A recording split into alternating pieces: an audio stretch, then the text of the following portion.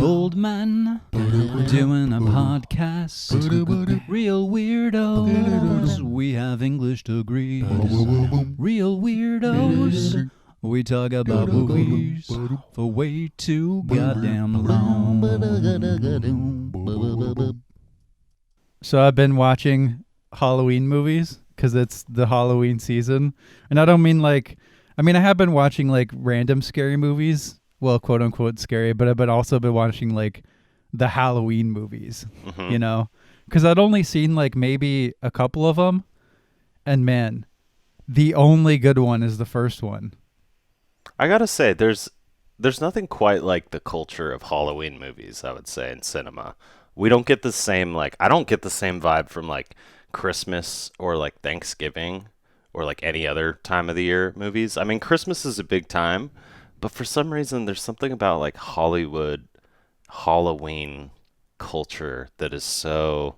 Well, it's just because horror movies are way more fun than Christmas movies, right? Because like, what are Christmas movies? They're like some bullshit starring Tim Allen or whatever. You know, there's not been a Christmas movie starring Tim Allen in fucking 15 years. Well, there should be. Bring it back. Old washed out Tim Allen, just like yeah, it can be in the cinematic universe of the Wilson movie that we pitched. You know? It's just Tim Allen is like an old alcoholic on Christmas. Oh, Jesus Christ! Oh man. Yeah, Halloween movies are sweet, man. But you recommend the Michael Myers ones. Okay. I mean, the first one is the only one. Yeah, Jamie Lee Curtis, Donald Pleasance. I like that one. It's I haven't cool. seen any of the Halloween movies in over a decade. They just never, out of all the horror like greats, you know, Freddy, Jason, Michael Myers, like, I don't know. Actually, my favorite Halloween movie, and I'm not gonna lie to you right now, is the Rob Zombie Halloween movie. Really? Because I don't care about the series. I have no attachment to the character. I don't give a fuck. I just love like Rob Zombie's filmmaking style. It's not good. It's not good, but I just love his like stupid, like grimy, dirty splatter fest. Everyone's right. Did you like Lords of Salem? I didn't see that. Oh, you should see that one. That one's ridiculous. I've seen is The Hills Have Eyes a Rob Zombie film? I don't. Not unless he remade it. I think it was like it has some characters from his films, like those actors he uses a lot, like his wife. Yeah. He's a big fan of digging up like Z-grade actors and shoving them in movies. Yeah, I don't know. I just think the Rob Zombie Halloween one was like the funnest one. I don't know because it just like I give no shits about that series, so I have no connection to it. So it's like, oh, this one was interesting. It's a little more violent. Yeah, the first one was interesting because it was like a slasher movie that wasn't a slasher movie in 1978 that garnered a lot of attention. It was like shoestring budget. They made that movie out of fucking chewing gum. Are you talking about the Wes Craven one? No, John Carpenter. Oh. Halloween. Oh, Halloween. Sorry. I thought we were still on The Hills Have Halloween, Eyes. No. But yeah, anyway, today we watched Dune. How's that for a segue? Hilariously on track for Reel Weirdos. Somewhat limited time today, so Dude, we'll just get into it. I already have my costume for Halloween figured out now. I'm going to be the Baron. Baron Harkonnen, so you're just going to wear like a long fucking... Do you have a fat suit? I'm just going to walk around naked. He doesn't need a fat suit. Yeah. I got my winter coat going. Oh my god! I guess I haven't seen you in a while, so maybe you put on. I'll be some levitating pounds. like 100 feet in the air, so it won't really matter. Oh, okay. Yeah, that'd be impressive. You have to teach me that trick.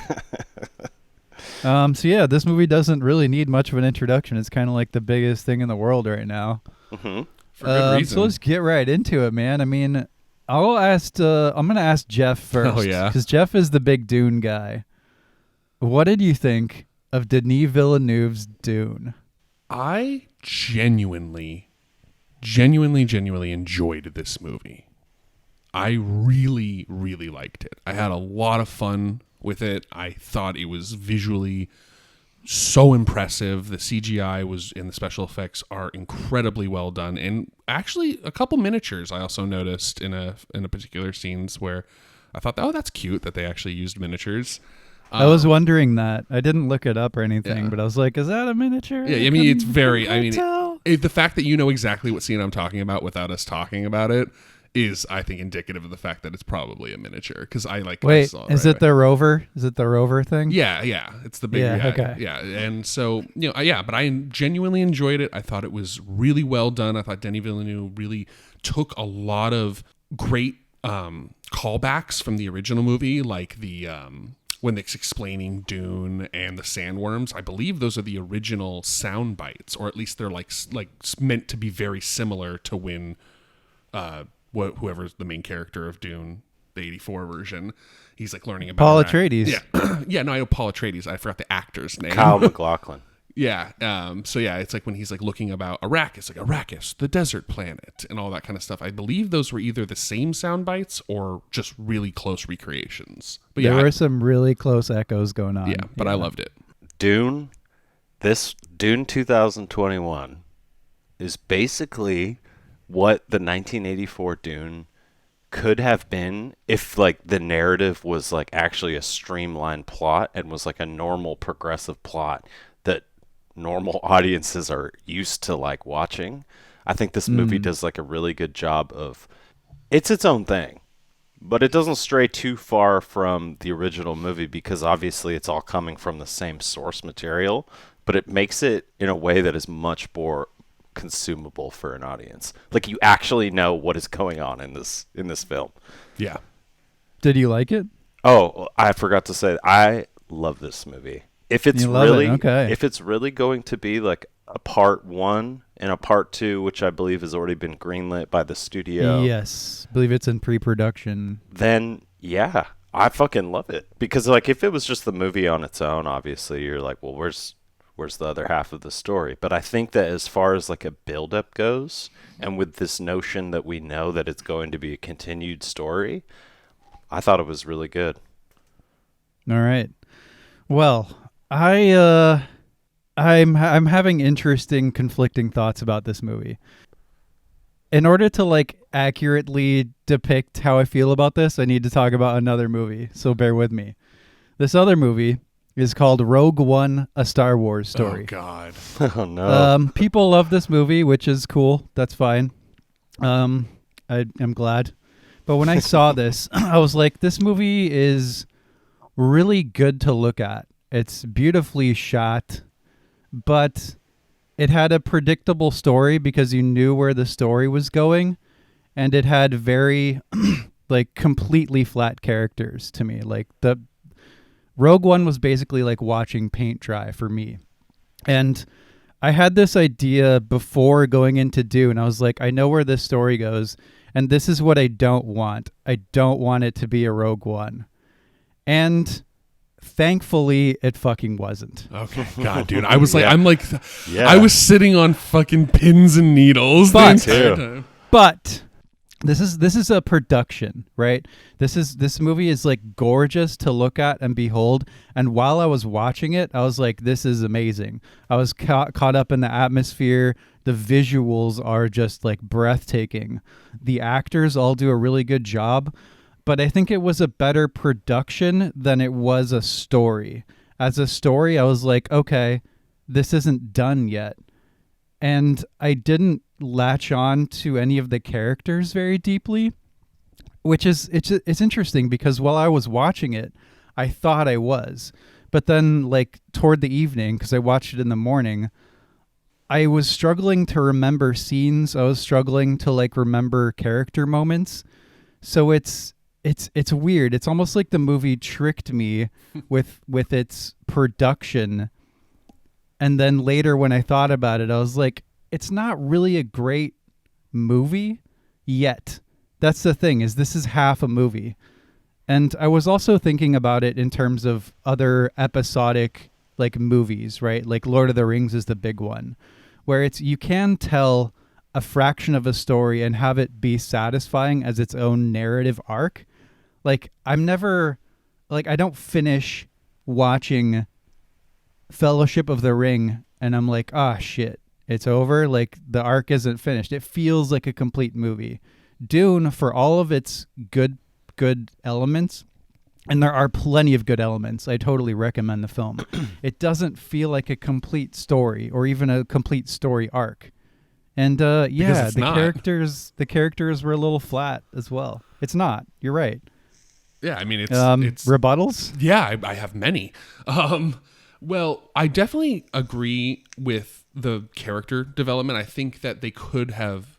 All the characters are very broody and subdued the whole movie. Yes. They talk very. I found myself having to turn this movie up really loud the whole yeah. time I was listening to it, and then like my Discord would ping in the background. I was like, "Holy shit!"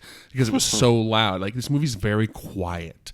It's very subdued, and it shows and doesn't tell, but then tells. If that makes any sense, like it does everything right that the original Dune did wrong with explaining the story. So that's where I get a little bit confused about your feelings about it, because now I feel like the story is very clear. The things, the technology, it's very clear. It's not Mostly. like it's not like it was before where you're like, who's this? Why do I care? These characters are gone in one scene and here the next. I had a small amount of that. There were a few times when they were saying the gobbledygook words, and I was like, who are you referring to? I think at the end when they have the fight scene between Paul Atreides and Desert Man, he's like, I only served the Blash Dak Dadabak, and I was like, who's that? What are you talking about? The Lisan Al Gaib. Yeah, there were a little too many of those where like maybe it told me, but my brain is really bad at picking these things up. But in some movies it's not a problem, so it's hard to say why it is here. I think, but it's a minor problem. I still agree with my original statement when I was talking about the original Dune. I really don't think that this is a medium that ever should have been put into visual form. Maybe like a really long form series. You know what I was thinking? I was thinking like this should have been 3 movies. One should have been just them on like establishing the political sphere of Arrakis and whatever's going on with the Empire and all that stuff. Because even in this movie, which takes its time far more than the original, it feels like they're on Arrakis for about 8 hours before everything goes sideways. And you're like, wow, that was fast. You know? Yeah. That's kind of how it is in the book. Yeah, go ahead, Alex. Oh, okay. So, based on what Jesse was saying, you're definitely right. Like, I think that Timothée Chalamet is a good actor. I think he was kind of constrained or pigeonholed into this role a little bit, and he seems a little plain. He seems a little default character just type. I think all of the characters actually, you're right, they are all pretty flat. There's no one really there that like you're rooting for. I think that the 2 deepest characters so far for me were Josh Brolin's character, who I think they did a very good job of showing, like, I don't know, there's something about his character that I think is very interesting, and I thought he played the role very well. He definitely took the role of Gurney Halleck and made it his own, because this version of Gurney that he plays is very different from even the 84 version and the book version. Yeah. He's much more of like a warrior. Yeah, and like his little asides to himself and his little quotes from like whatever philosophy book. Oh, there's use. an amazing moment of Josh Brolin acting where they have the little battle scene, him and Paul Atreides, and him like just by virtue of his acting ability, you feel what are the bad guys called again? The Harkonnen. Harkonnen. Yeah, you're like, wow, those guys are terrifying by virtue of his performance. Yeah. He's like, they're not human or something like that. They're animals. But he's Josh Brolin, and I mean every performance in this movie is ace, I think. Yeah. I thought Timothée Chalamet won me over. I'd never seen him in anything. Oh, really? Never. Okay. Javier Bardem, of course, although he's in 2 scenes. I love when he shows up in anything. Yeah. He's great. Oscar Isaac. Yeah. It's like, technically speaking, there's no fault in this movie.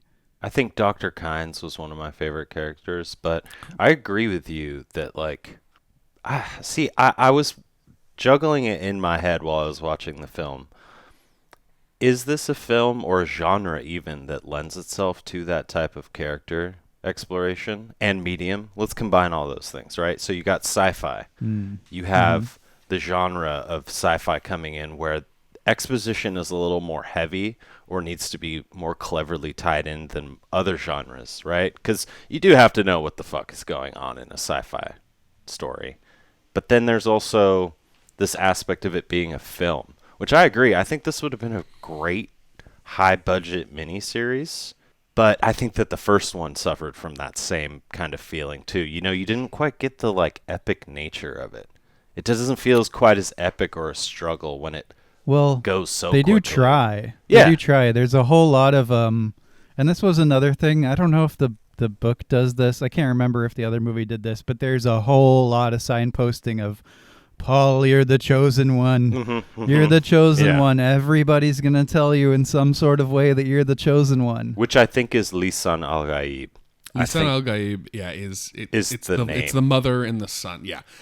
I mean, it's like funny because I'm like bursting right now because it's so interesting because I'm the only one here that's read the book. So I have this like big foundation to build off of. So when I see it's like I literally cannot compare my interpretation of this movie to your guys's. This is a very interesting phenomenon that I'm having right now where like, you know what's funny though is my dad is a big fan of the books and he liked it less than me. It just left him that's cold. because he's old. Like I'm not gonna, I really don't take that into like any consideration at all.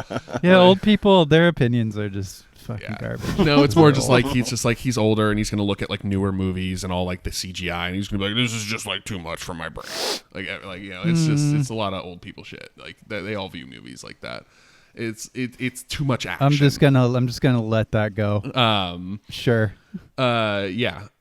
The context, the foundation of the book lends itself to being able to understand the characters and like them a little bit more and like feel, because everything you guys are talking about, it's like, yes, they do that. They constantly signpost through the book that Paul's the chosen one because there's a greater subtext of the movie going on, which I think they brilliantly describe in this version of Dune. And I think it's kind of missed out on is this whole idea of it's not about, I think the Bene Gesserit, the Gaiam, whatever her name is, the main Bene Gesserit woman who tests Paul, she says we work in centuries, not in years. Like we work in millennia, not in years. Like we don't think small. We think 10,000, 20,000 years from now. That is the theme of Dune. That is what Dune is about. Because one of the things I was remembering is you telling us that he becomes a sandworm god at the end. That stuck with me. So I was like, this is, and your idea about like the deeds of the past or the legends of the future, like it takes place over thousands of years and stuff like that. Yeah, it's like we are watching Christ as like a young man, and we will eventually see him as like coming back from the dead. You know what I mean? Like we are watching the anthology of a prophet, of a god becoming like, this is his beginning. So it's slow, it's quiet. They have to constantly, because Paul constantly is like struggling with this idea of like, what am I? Am I Ben? But you're talking about the books now? No, I'm talking. Right? No, I'm talking about the movie. That's why I love the movie. The movie explains. The movie seemed perfectly. super accelerated too. No, it's slow. This movie's so slow. It's like they take their time with everything. Like every scene that is directly out of the book, they did it verbatim. Every little movement, like it's just. I don't know what are you laughing about. No, it's just funny. I'm not like, it's just a really interesting, like, it's interesting how the knowledge of the source material changes your reaction. Well, that's why I say the source material, this is not a movie. This shouldn't have never, I can't talk today. This should have never been a movie. It shouldn't have. Dune is not, it's too big. It's an amazing movie for what it is. But for you guys, as a Dune fan, I want you both to love and understand the story like I do. I want you to see the connections that I see and go, oh shit, look how they're doing it. But you can't because you haven't read the book. So certain movies, that's okay. That's fine. There's tons of movies that's fine. The Witcher series, Lord of the Rings, that's all doable. Dune I liked this movie a lot. And I don't know if that's coming across. No, I see. Because I am being critical. So, but Alex, please. Again, with my question, take this genre, like all science fiction, even the literature of it, there's lots of exposition, but when you read something and there's obviously going to be more character development, right? Because there's more lines of dialogue or written script in a book than there is frames in a movie. However, would you agree, Jeff, that when it comes to visualizing sci-fi, that character development gets put to the side just a little bit? Absolutely, and Okay. especially, I was agreeing with you wholeheartedly. I'm sorry if I didn't make that clear.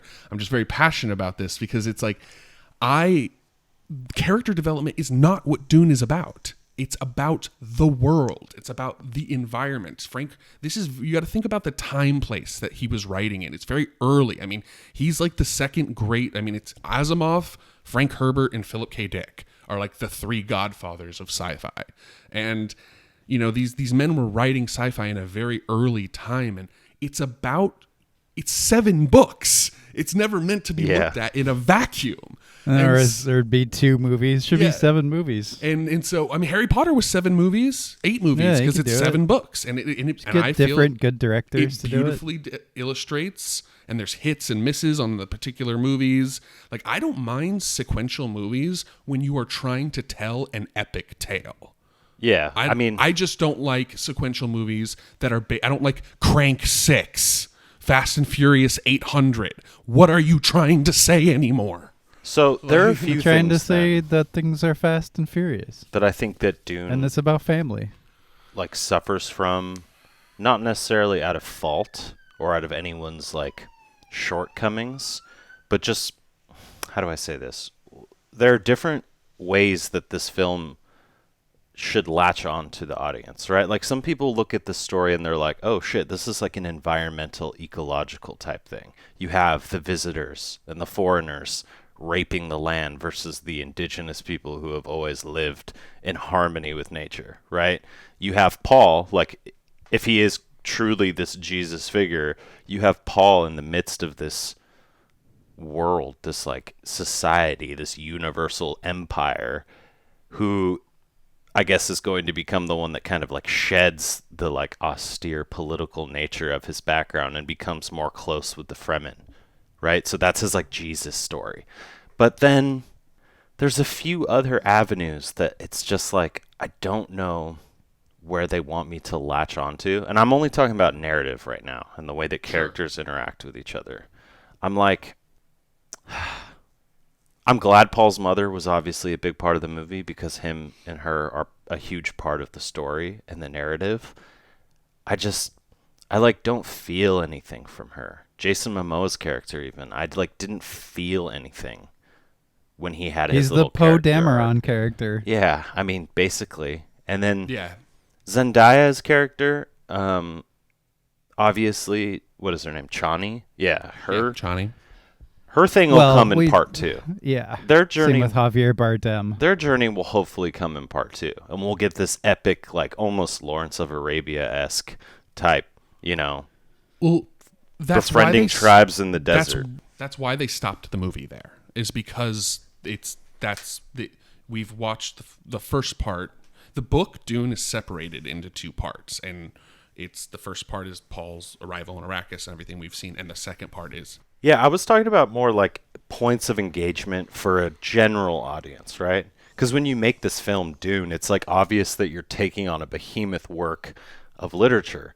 But audiences, and like, I want to even go as far to say sometimes filmmakers, they can't get too caught up in that aspect where it's like, how can I make it so a 13-year-old kid that just got out of class who's going in to see this movie enjoy it in the same way I can get the 40, 50-year-old seasoned reader to enjoy this film?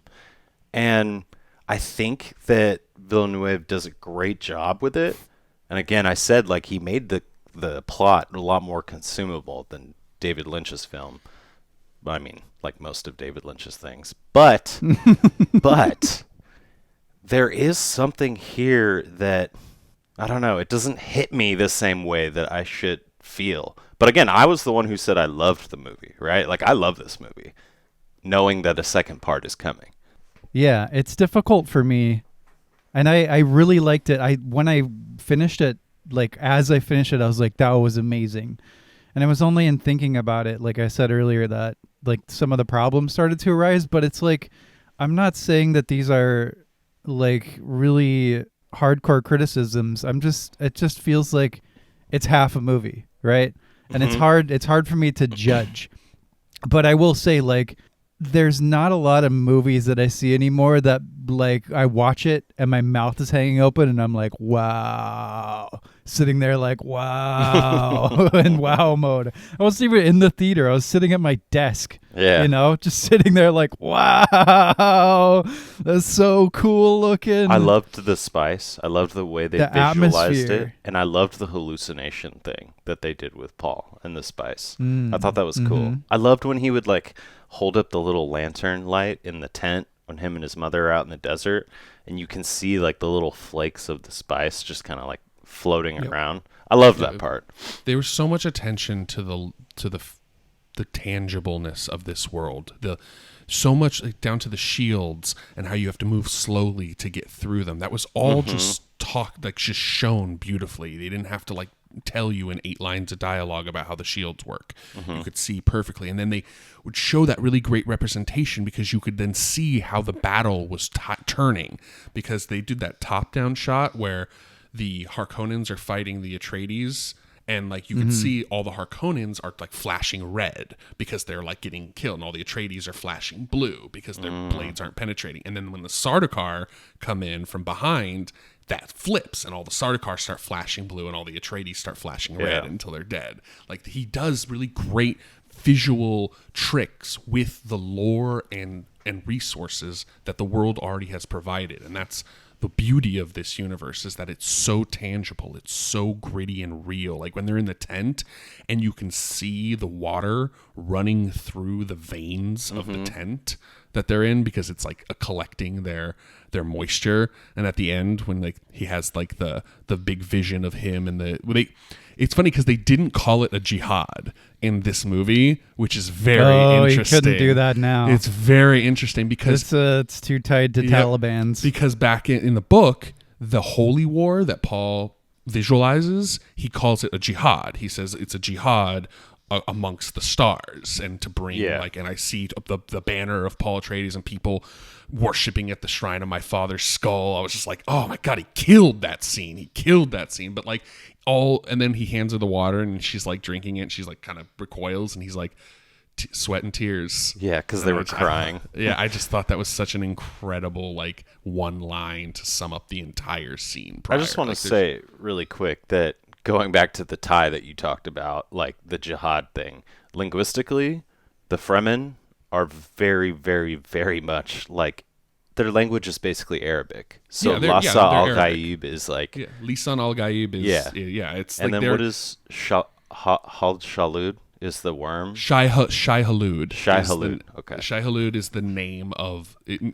It's like the sandworm in general. So Frank Herbert was like, who lives in sand? I don't know. They'll speak Arabic. Yeah, exactly. It's more like Frank Herbert saw British like occupation of places during World War I in the Middle East, and saw how we like came in and like cracked open their like natural resources. Like we came in under the guise of protectors, but instead like pillaged and cracked open there, and then that's why we're still there, like mining lithium and shit like that. To this day. White people, which is the I think white people. The classic crux of like if you were to put Dune in like the hero's journey, or like try and like assign some type of structure to it or formulaic like theory, it would be this Lawrence of Arabia dances with wolves type thing. You Definitely. know, like the man who was raised on this side of society is now in touch and in tune with this other side. And it's always usually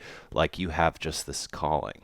Like Lawrence in Lawrence of Arabia, he just was naturally, he like knew the history and the culture of all the different Bedou tribes out in Saudi Arabia. So he was the perfect man to, unite them.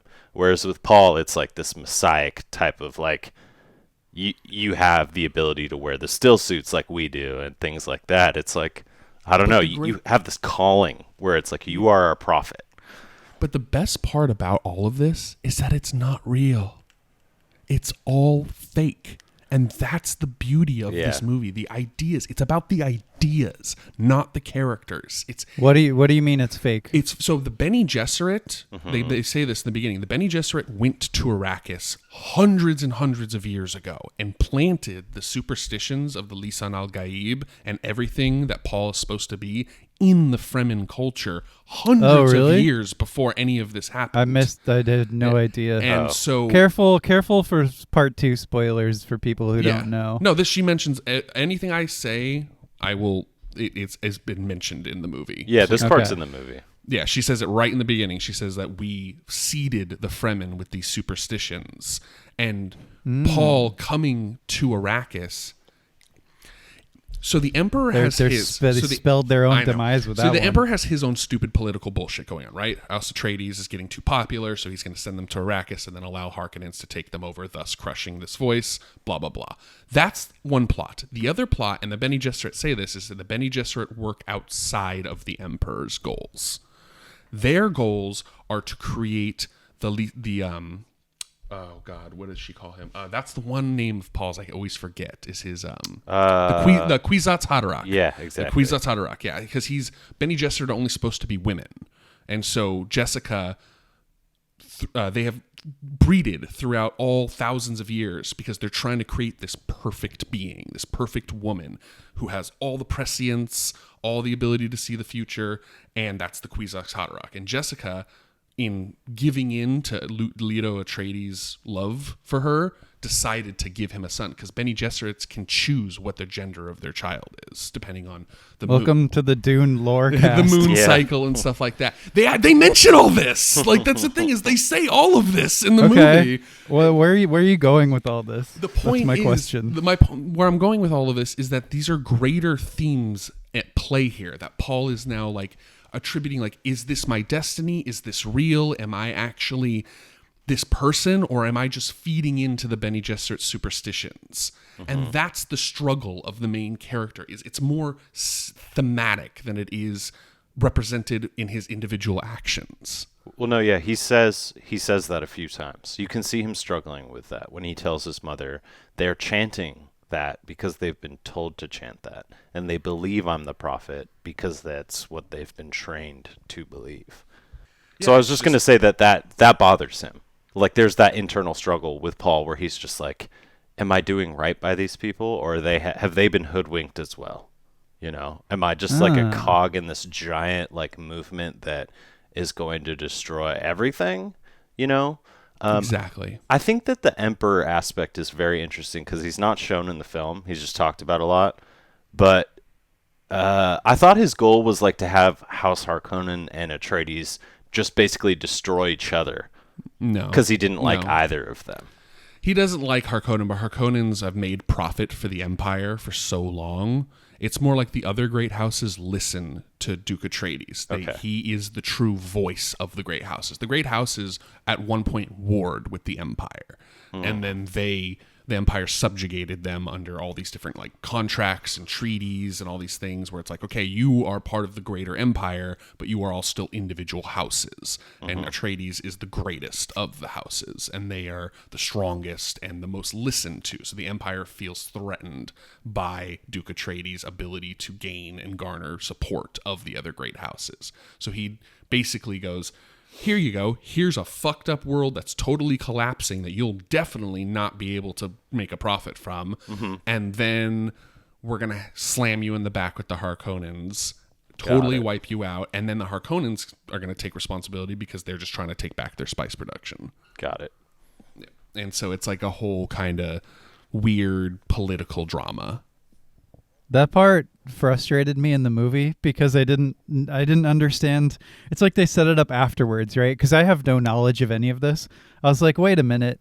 So is this cool with the Empire? Like, yeah, these guys have come back. They've been here for like a day. I know. And it's just cool to come and wipe them out. The Sardaukar and I was like, are the Empire's for like specially trained units.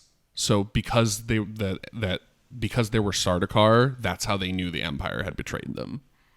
Yeah, I understood that later, but as it was happening, I was like kind of distracted. I was like, "Is this just fine?" Like, I don't know. I think that's for the layman. They could have set that up for me a little bit better. Yeah, I I think agree. that Denis probably, before he made this film, he probably had these same types of like internal discussions. I mean, and external with other people, right? Like he's thinking to himself, like, because obviously this guy sat down and read the books while he was getting prepped for the film. He might have had a team, you know, like help him read the books and stuff like that. But either way, there was some engagement with source material, and he probably is thinking to himself, like, how am I going to make this film palpable without it being like, oh, well, you've had to have read 7 books before you can sit down and enjoy this Exactly. film. So I feel like he did an okay job, or he did a good job, or an excellent job, excuse me. Let me just raise up that a little bit, because I loved this movie. But I agree with you, Jesse, that as someone who also likes very, very slow and dry, dramatic character exploration movies, I was left a little wanting in that Well, department. also, and I like once again, I really like this movie, people, Yeah. and co-hosts. I'm not like trying to destroy it. I think it was the fucking experience. Do you think it could have used like some kind of levity, or do you think it's cool just like being completely like Game of Thrones dour? You know? I prefer that personally. I I- find levity to be pretty, like, I don't know. I actually Well, there are think it different was- ways. You don't have to have like Paul Rudd in there making jokes or something. I actually thought where the levity was obviously with Jason Momoa's character. Like, oh, you put on muscle, really? No. You know, like there were little moments like that with his Right. character, but I agree.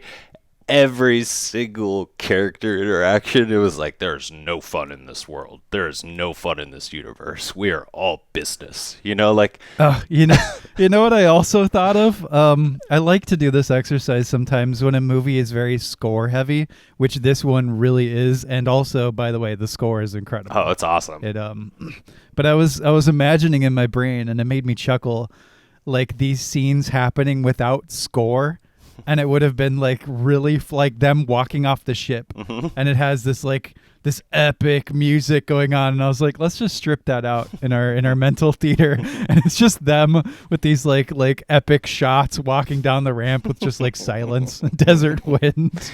I kind of like that stuff. I usually sometimes turn music off in video games and stuff because I do like the kind of creepiness of like just silence In a game, Yeah. yeah. But I that's mean, you like you can't do can that in a tailor movie. your experience. You can't Be- do it in a movie. it'd be dope if there they are eventually there let are that. things there are like people have done that with scenes, like really impactful legendary scenes in cinema, and it's hilarious how much it changes it. It becomes like so dry and funny when it was like once this really heartfelt emotional scene, and it just robs it of all emotion. I think, though, They say that sound is like a huge amount of like more than visuals, what, you know, oh, yeah. triggers your emotions. I think levity, though, would have pushed this movie, to your point, Jesse, it would have pushed it into that Rogue One Star Wars territory for you.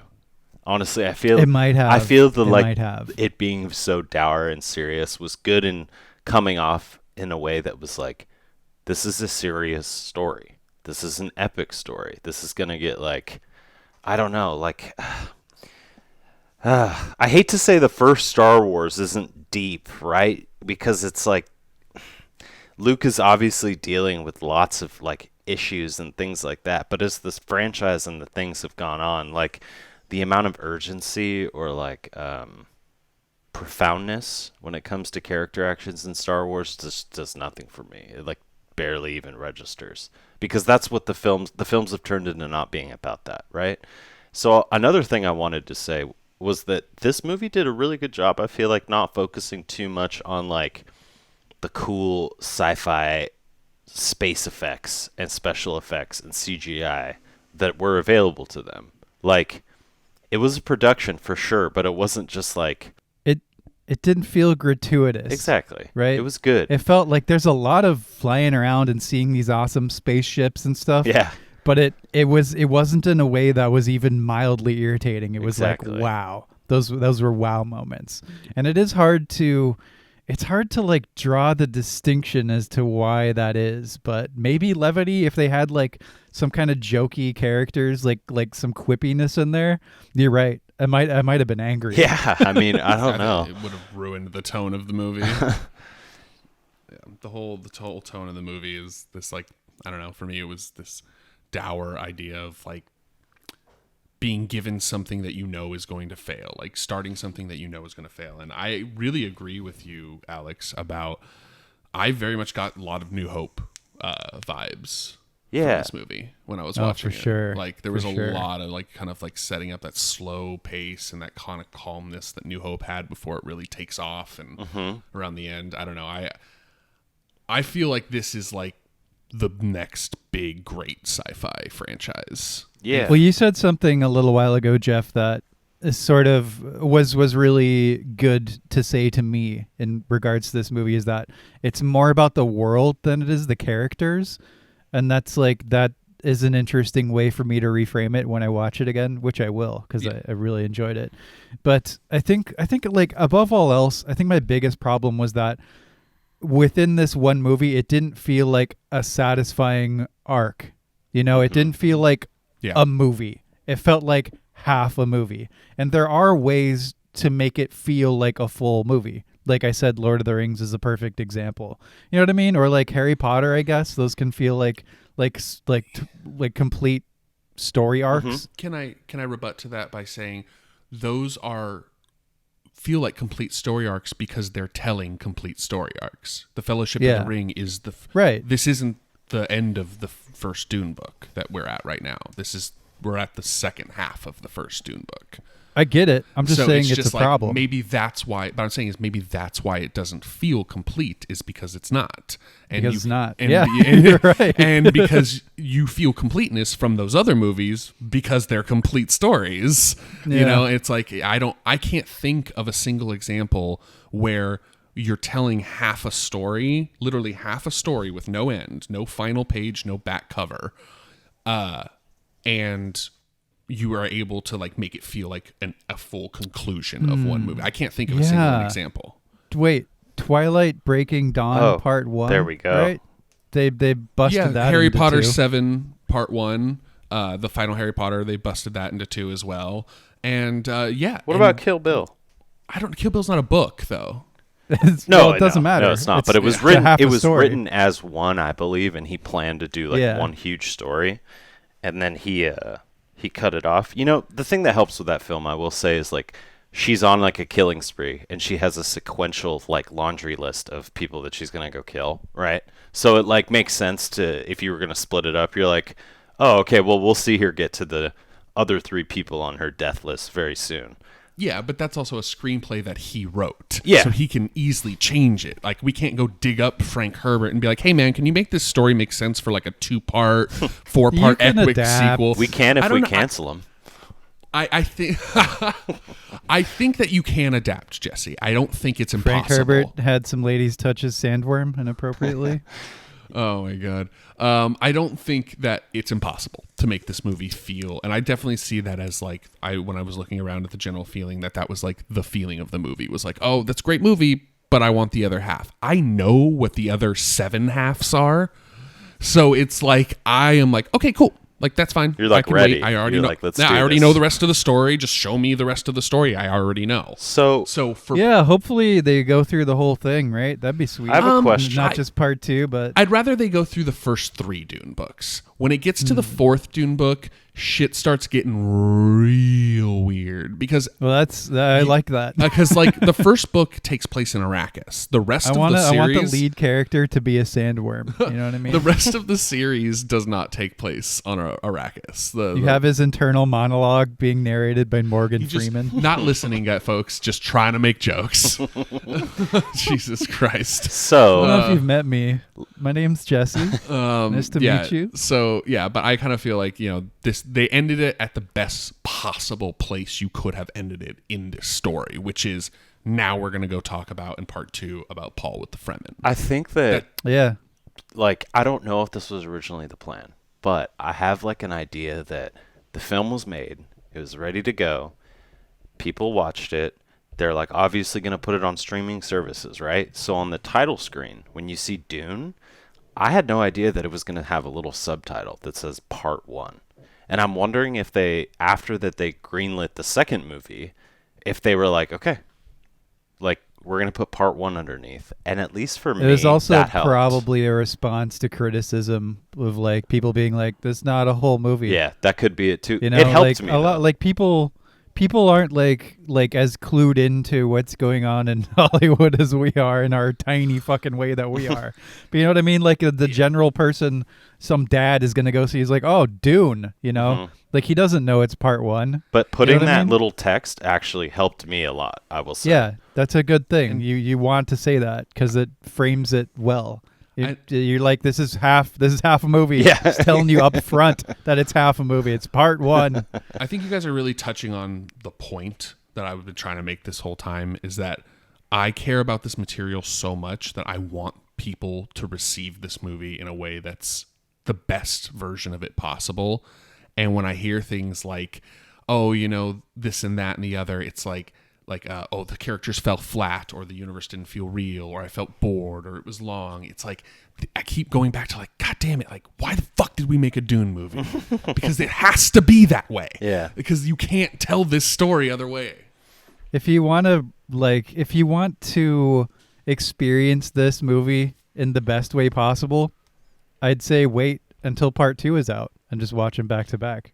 Probably, yeah. I mean, that would probably be the best way to watch this. Assuming the second one is good, which we'll assume is good. Denis Villeneuve has never made a bad movie. I'm in. I just don't think as long as you keep the same director, like at least for like the first 2 parts, and you don't do like a Rian Johnson dealio, oh god, you have the ability to really keep a story consistent and the same between sequential. As long as Denis Villeneuve and the other Villeneuve, whatever the fuck the stupid asshole's last name is, I mean, how just dare change. you be French Canadian? Just change it. Change it to Smith. Change it. Be Dennis Smith, you cunt. Like, god damn it. Yeah, but it's a movie that I think he can easily do a second part of, as long as he's given the same creative freedom, the same budget, actors have the same willingness to do it. Cast is there. The cast is there. The production value is there. It'll be good. It'll be, if you like this one, you're gonna like the next one. The feeling and the vibe that they've put out is there, and everything like that. I'm actually, without like spoiling it, because I can't remember the 1984 version or not, whether or not. It's so funny. We saw that like 2 weeks ago. But it's just a cacophony just of left my brain. craziness. Oh, Josh that's right. Brolin's There's no coming back? dogs. There's no dogs in this movie. I was really disappointed. I don't know. We didn't see him die, did No. we? I thought about that too. That's the 'Cause he was thing. one of my favorites as well. Because We'll really figure it liked out him. in part 2. I thought there was some type of reunion of some type in the older Dune between an old friend and Paul, and him seeing him on the battlefield and just being like, "Oh my God, like you're still alive? Like, what's up?" Oh yeah, that's right. But- so we probably will. but we'll find out. I thought like maybe they already did it with him and Jason Momoa, like when he shows up on Arrakis and he's like, "Oh my boy," you know, and they hug or whatever. So I don't know, but Duncan Idaho's dead. okay, yeah, Duncan Idaho is for sure like gone. Lame. Yeah. And I'm kind of happy because Jason Momoa was like one of my least favorite characters. Yeah, he was, he is interesting in it, in that as far as wait, his he's Duncan Idaho. Yeah. Yeah. Gurney Halleck is Josh Brolin. Yeah. Oh, okay. So Gurney Names. Halleck, I think we didn't see him die, and I would love to see Josh Brolin come back all grizzled, Oh, we're for sure like, gonna see him. Um, I think that was in the original. yeah, I think he's basically playing. What's the actor? What is that guy's name? Fuck. Don't help Yeah. him. I'm literally Alex, like, you have no, to I'm think of this one on not your going own. to tell you. I'm Like, sorry. Well, We'll wait. Come on. No, we're bald not going to other wait. It's out of space. Gandalf, basically. Bald other Gandalf. Exactly. Yeah, like Professor X. yes, exactly. So Professor X shows up with his long There you go. cul-de-sac of balding hair when it's like they like gave him like like it like grew out, so it's like Oh my god, Longer. that's such a perfect description. Patrick Stewart. With this There dog, it is, Patrick this Stewart. labradoodle. There it is. You got it. Got it eventually. Yeah. Well, Josh Brolin, I can't wait to see them shave your head.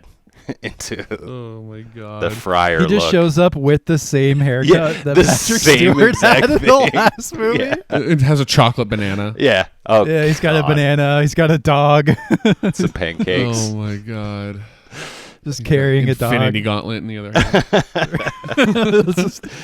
Uh, Oh my but I lord. will say, I like how I'm a big guy. I'm like big on trailers and stuff, and I always like to dissect. He's a big guy. Yeah, I'm a big guy on trailers.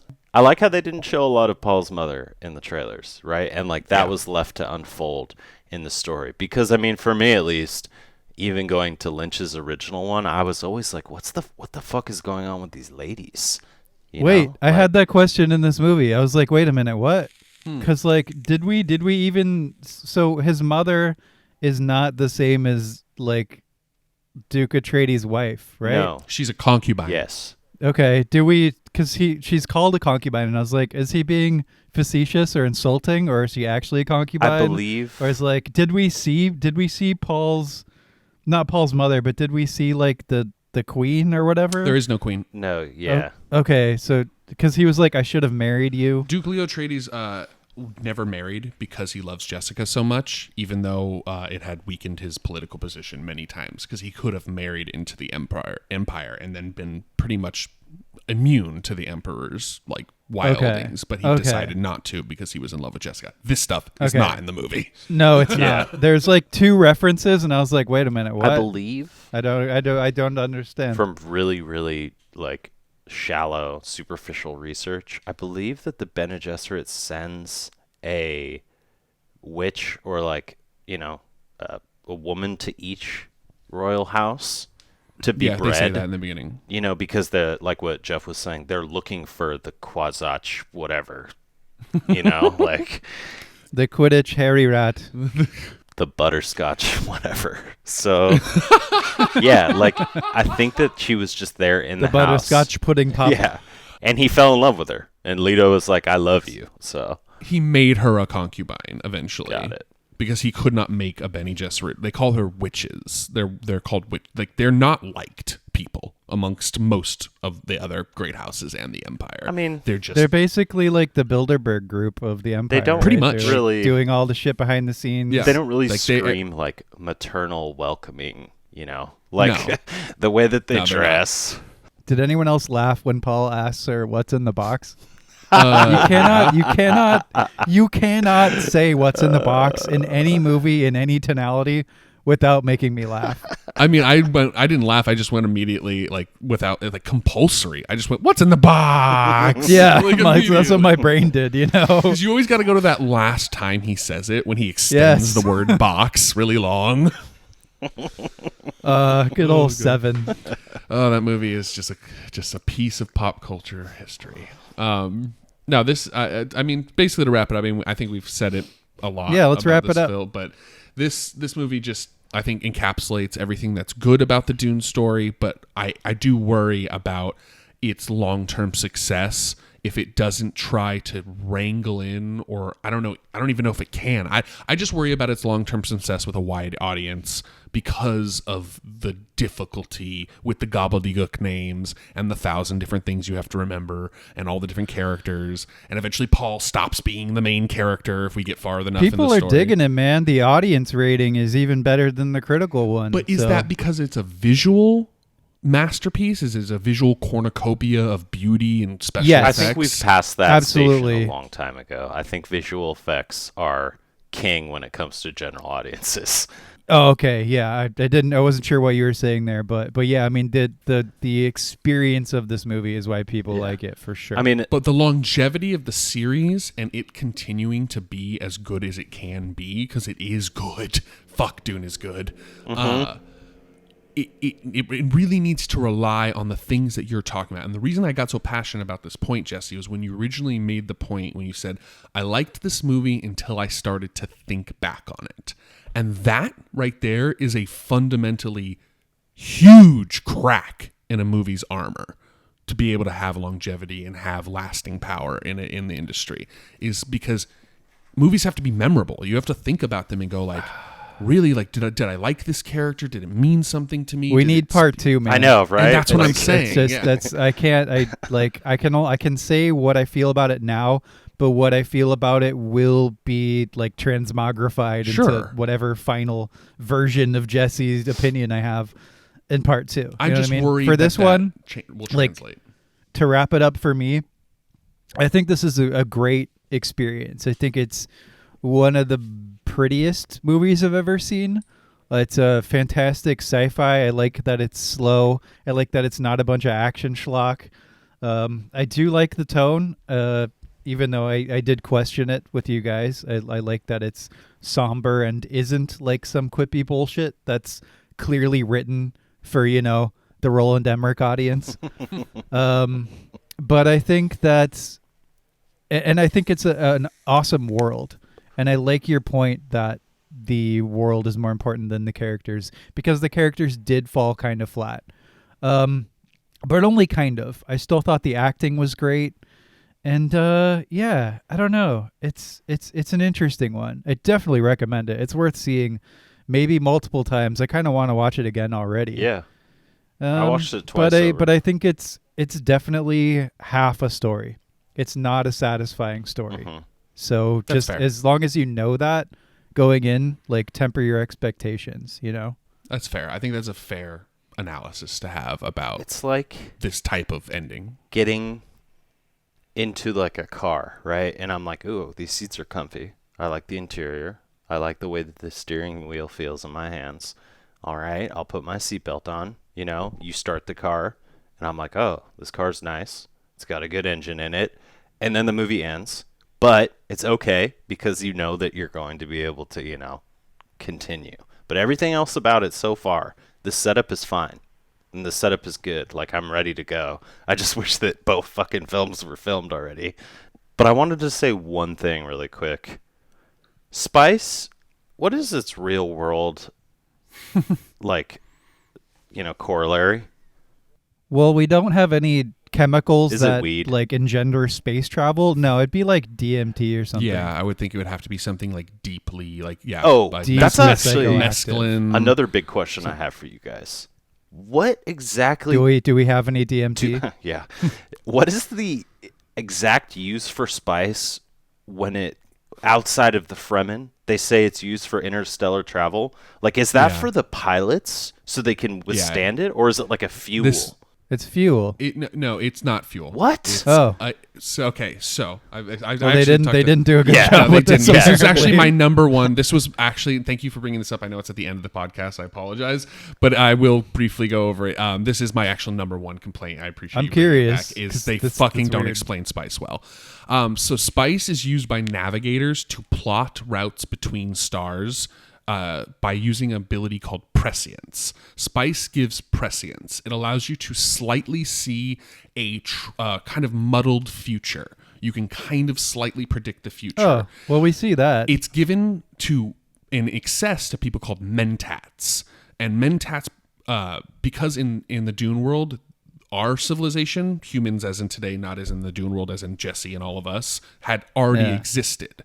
And we created great AI that destroyed us. And so machines and computers are expressly forbidden in the Dune world. So you can't use navigational computers to get from other stars to other stars. You have to use people. Everything is done by people.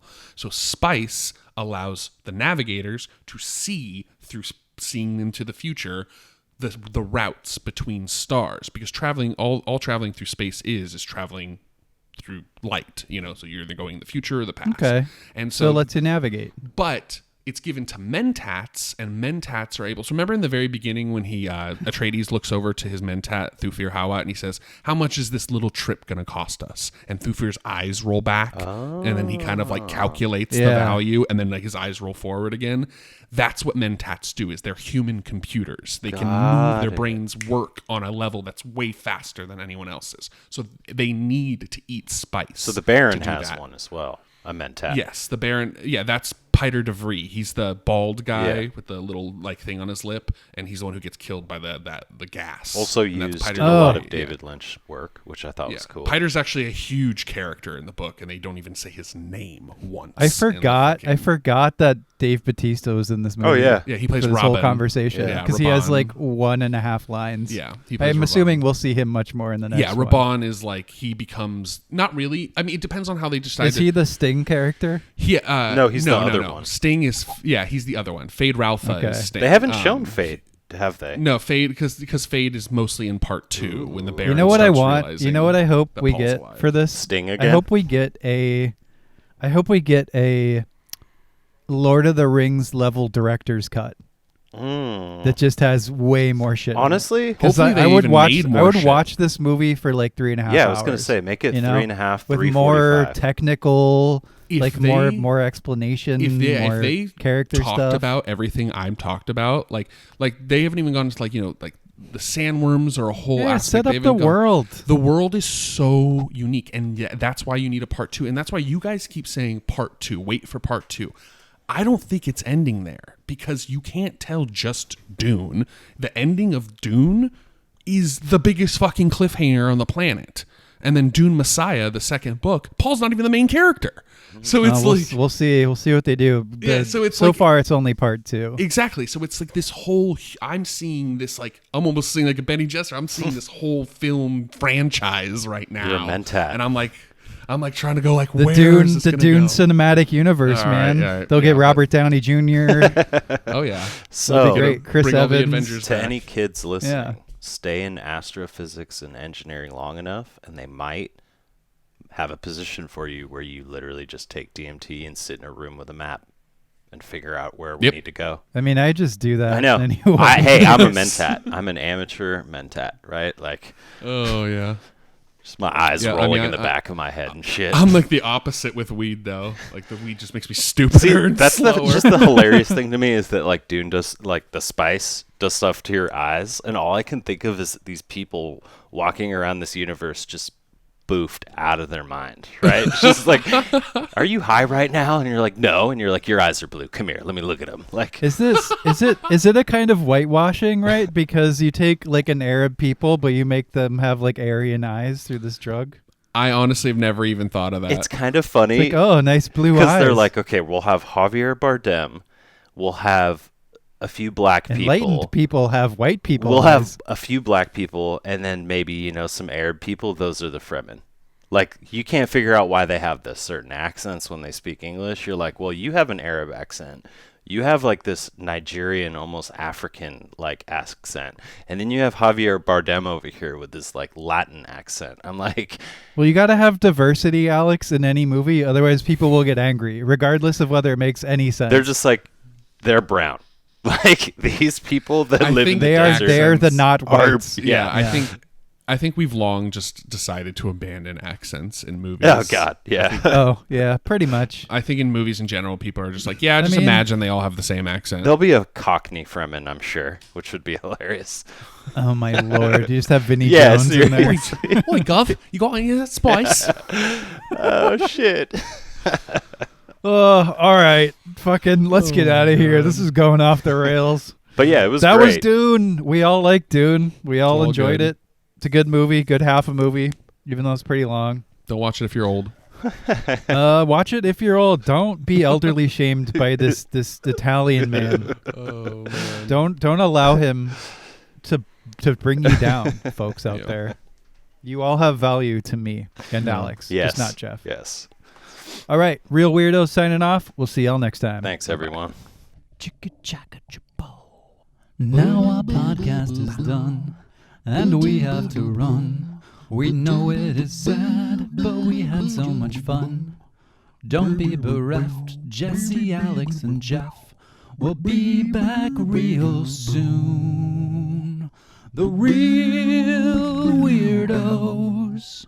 We talk about movies for way too goddamn long. Bo bo bo bo bo bo bo bo bo bo bo bo bo.